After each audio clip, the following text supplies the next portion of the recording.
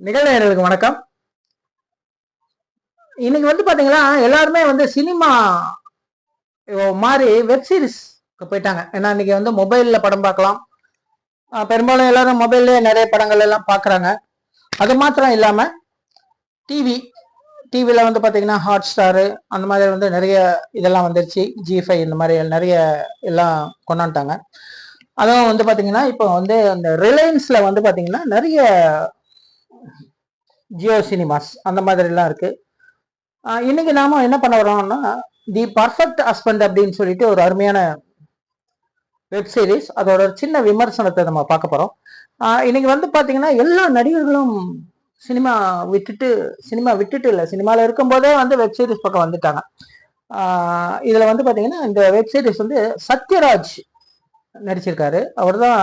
அவர் main கதையோட நாயன், hero மாதிரியே அவர் தான் வச்சுக்கலாமே, அந்த அளவுக்கு கதை இருக்கு. சத்யராஜ் ஜோடியா பாத்தீங்கன்னு சொன்னாக்க சீதா நடிச்சிருக்காங்க.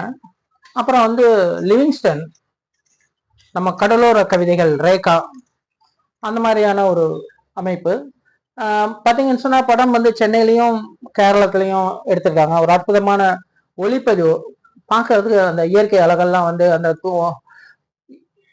ஆத்துல ஓரத்துல டிராவல் பண்றது, அது பக்கத்துல பாத்தீங்கன்னு சொன்னாக்கா வீடு, அந்த மாதிரி எக்ஸலண்டான ஒரு லொகேஷன்ல ஷூட் பண்ணியிருக்காங்க. பாக்குறதுக்கு ரொம்ப கண்ணுக்கு குளுமையா இருக்கு, அருமையா இருக்கு பாக்குறதுக்கு. இந்த சீரிஸோட கதை என்ன அப்படின்னு கேட்டீங்கன்னா, சத்யராஜ் ஒரு ப்ரொஃபஸரா இருப்பாரு. அவரு எல்லா படங்கள் போலவே இதுல பாத்தீங்கன்னா ஒரு நல்ல அவரோட பாணியில லொல்லுத்தனமா பேசி அந்த மாதிரி எல்லாம் பண்ணியிருக்காரு. அவரோட மனைவி சீதா. இவங்க பையனுக்கு பொண்ணு பார்க்கறதுக்கு கேரளா போறாங்க. கேரளாவில் போய் ஒரு பொண்ணையும் பிடிச்சிருது. சத்யராஜ் அந்த கேரளா பொண்ணு பார்க்க போற இடத்துக்கு வராம விட்டார். இவங்க இவங்க பேசுவாங்க. பேசும்போது இந்த மாதிரி பொண்ணோட அம்மா பேரு பாரதின்னு ஒரு ஷாக் ஆயிடுவாரு. கடைசியில பார்த்தா அவருக்கு ஒரு பிளாஷ்பேக். அந்த பொண்ணோட அம்மாவை சத்யராஜ் +2 படிக்கும்போது லவ் பண்ணியிருப்பாரு. அந்த ஒரு கதை வேற போகுது. கிளைமேக்ஸ்ல பாத்தீங்கன்னு சொன்னாக்கா சத்யராஜ் இந்த பொண்ணு 2 பேரும் கல்யாணம் பண்ணாங்களா பண்ணலையா, இவங்க நேர்ல சந்திச்சாங்களா அப்படின்ற மாதிரி ரொம்ப ரொம்ப விறுவிறுப்பா ஒரு 8 எபிசோடு கொண்டு போயிருக்காங்க.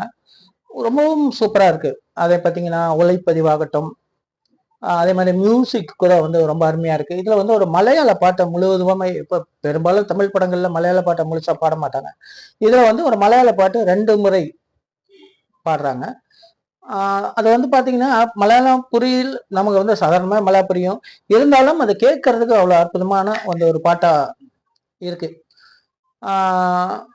அருமையான ஒரு வெப் சீரிஸ். நிச்சயமா நீங்க இதை பார்க்கலாம். உங்களுக்கு பெரும்பாலும் சத்யராஜ் பிடிச்சாலும் ரேகா கொஞ்சம் ஜென்ரேஷன் இதுதான்.